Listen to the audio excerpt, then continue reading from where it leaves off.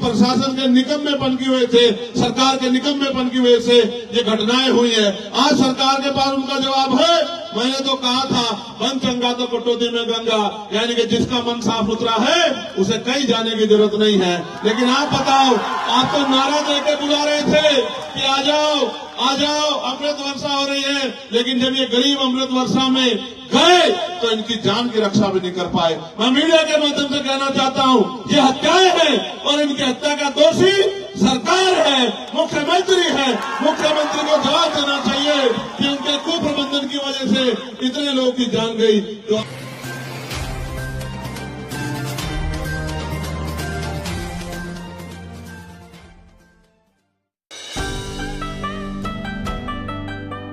और पार्टी बनाकर समाज को संदेश दिया कि जिनका दल होता है उनमें बल होता है, और जिनमें बल होता है उनकी समस्याओं का हल होता है। अगर आप अपनी समस्या का हल चाहते हैं तो आपको अपना दल और अपना बल बनाना पड़ेगा। दल बनके तैयार है। नगीना के लोगों ने दल में ताकत भी झोंक दी है।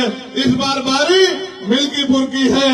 मिल्कीपुर वाले भी इस बार ताकत झोंक दो, फिर आप देखना जिस तरह पार्लियामेंट में चंद्रशेखर आजाद आपकी आवाज उठाते हैं, उसी तरह लखनऊ की विधानसभा में सूरज चौधरी दहाड़ दहाड़ के आपके क्षेत्रों के लिए लड़ने का काम करेंगे।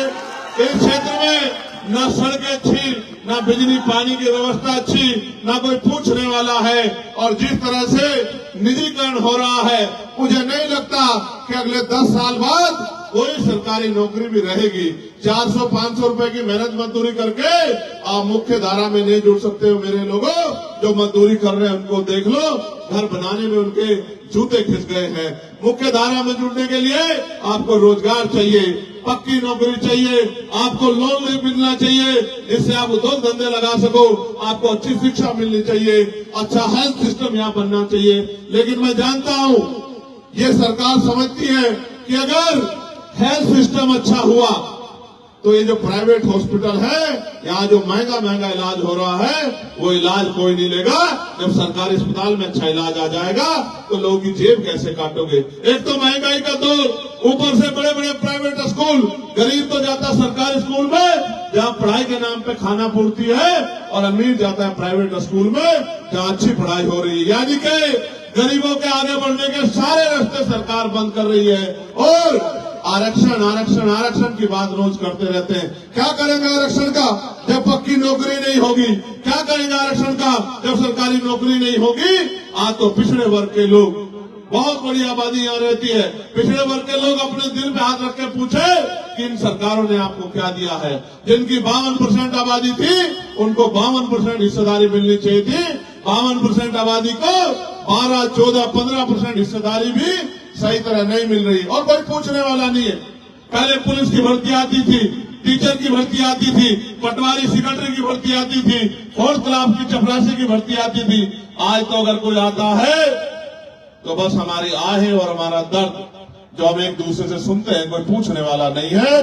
मैं तो धन्यवाद दूंगा सूरज चौधरी का कि विगत कितने सालों से वो इस क्षेत्र की सेवा कर रहे हैं। हालांकि बड़ी बड़ी पार्टियों ने उनको नकार दिया, बड़े पैसे वाले साधन वाले लोगों ने उनकी अहमियत को नहीं समझा, लेकिन आजाद समाज पार्टी मेहनत करने वाले लोगों की कदर करती है, लड़ने वाले लोगों की कदर करती है। इसलिए हमने तय किया कि भाई सूरज चौधरी जी को हम लोग मौका देंगे, और सूरज चौधरी जी यहाँ से जीत के अगर जाएंगे तो आपकी आंखों में आंसू नहीं आने देंगे, आपकी आवाज उठाने का काम करेंगे।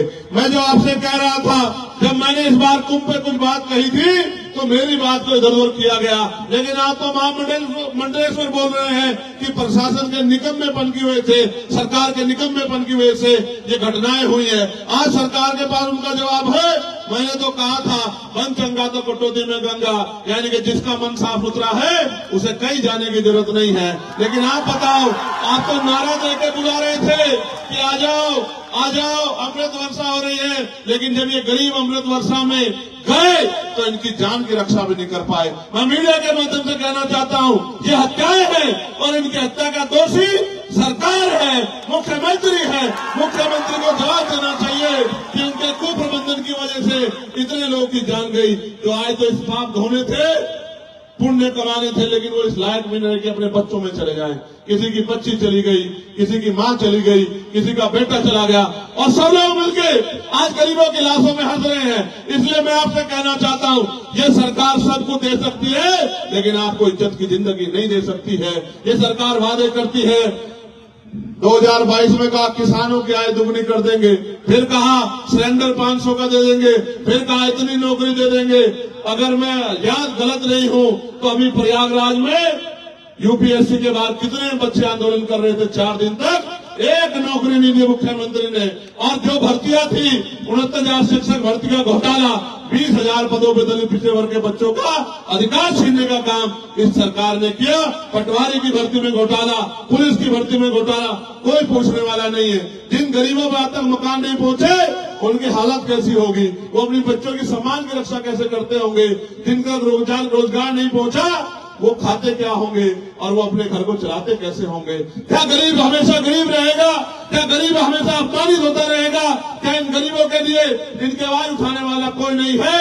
ये आवाज उठाने में कहीं ना कहीं चूक हमारी भी है, क्योंकि बाबा साहब अम्बेडकर तो अपने 4-4 बच्चों को कुर्बानी देके हमें वोट का अधिकार देके गए थे। गए थे नहीं गए थे?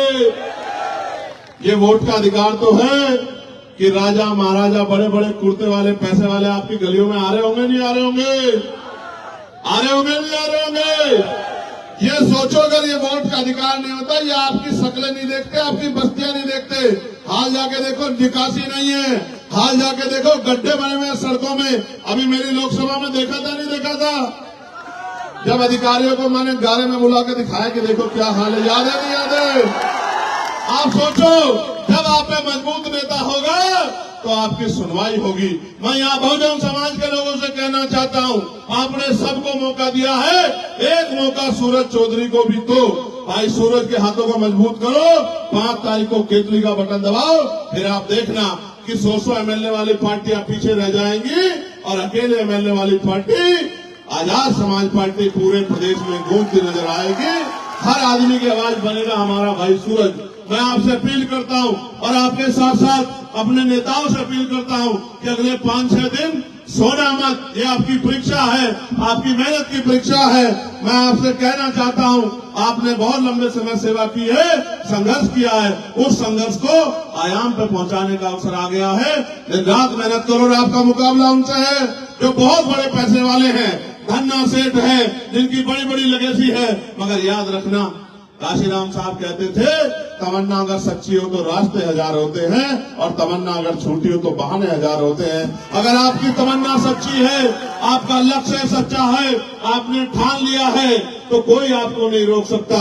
इसलिए मैं आपसे कहना चाहता हूं कि आपको मैं आपको भी पिछली बार कह के गया था, मिल्कीपुर वालों, आज फिर कह रहा हूं, जेब में फोन है, क्षेत्र में रिश्तेदारी है, 8 घंटे पेट को भरने के लिए 8 घंटे काम करते हो, मेहनत मजदूरी करते हो, और फिर ये सोचते हो कोई आपकी लड़ाई लड़े, लेकिन अपनी इज्जत की जिंदगी के लिए, सुख सुविधाओं के लिए, अच्छी पॉलिसियों के लिए 1 घंटा रोज आप ही सूरज चौधरी बनकर काम करो। फोन उठाओ, रिश्तेदारियों में फोन करो, दोस्तों को फोन करो, घर से निकलो, अपनी बस्तियों में जाओ, लोगों से अपील करो, उनसे कहो कि बटन केतली का दबाओ और अपनी किस्मत को जगाओ, अपने अंधेरे को हटाओ और रोशनी की किरण लाओ और केतली का बटन दबाओ। अगर आपने जिम्मेदारी समझ ली और आपने जिम्मेदारी समझ के काम कर दिया, तो मैं लिख के देता हूं कि भाई सूरज चौधरी बहुत अच्छे मतों से जीतेंगे।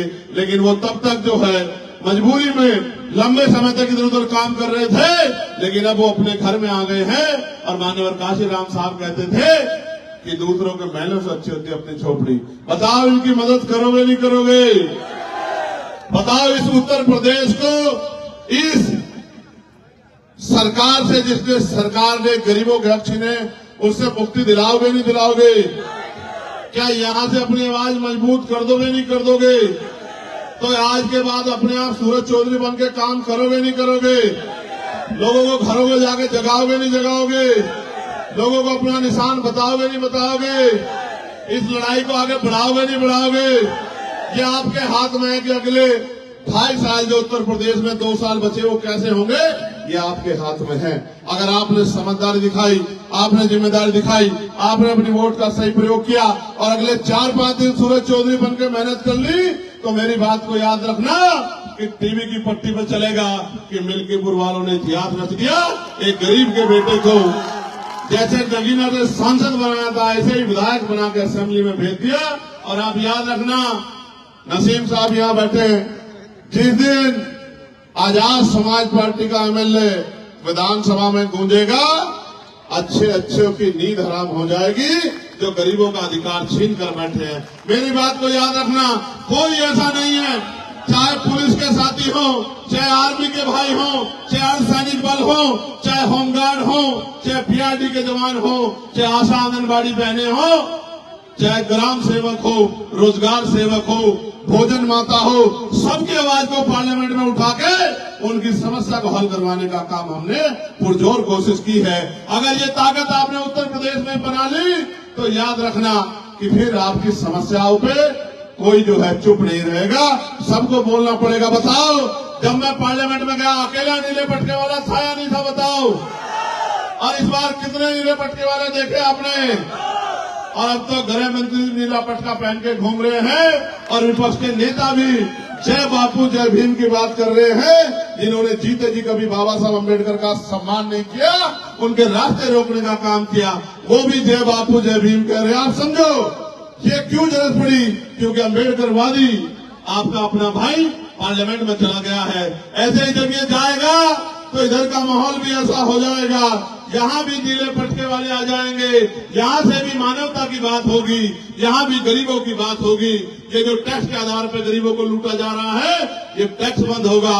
और मैं आपको कहना चाहता हूँ, समय दूर नहीं है, 27 भी हमारे सामने है। आप और हमें जुट जाना है इस बात के साथ कि अब हमें उत्तर प्रदेश को किसी के भरोसे नहीं छोड़ना है। उत्तर प्रदेश की जनता को हाथ फैलाने लायक नहीं छोड़ना है, इनका हाथ मजबूत करना है, इनके फैले हुए हाथ को मुट्ठी बना के एकजुट करके रोकना है और इनके हाथ में ताकत देनी है।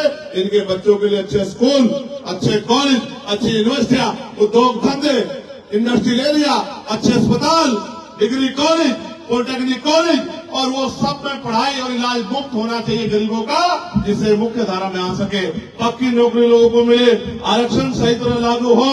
और जो कुशासन, मैं इसको कुशासन इसलिए कहूंगा, आपने